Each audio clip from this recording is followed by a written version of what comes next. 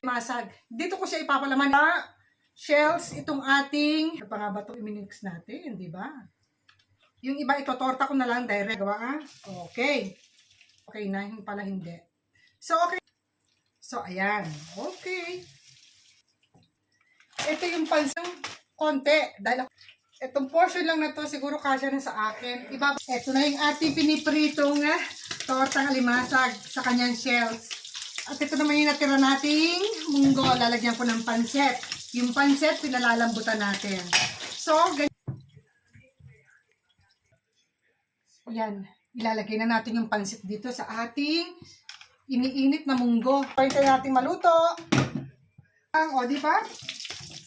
Ito na yung ating torta, oh. Sarap niyan. At ito na yung ating pansit. Pansit na munggo. Guys, ito yung ating tortang alimasag. O, di ba? O, ito ang papakain ko kay Fabio. Sigurado matutuwa na naman to at mahahalikan ako. At ito naman ang ating pansit. This is it, pansit. Yung munggo ko, nilagyan ko ng pansit. Siyempre, masarap na siya dahil may kasama na rin siyang alimasag at saka hipon. Di ba? O, nagustuhan mo? Halika, kain na tayo.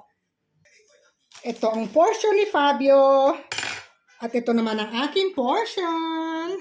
O, di ba guys? Enjoy eating na lang tayo.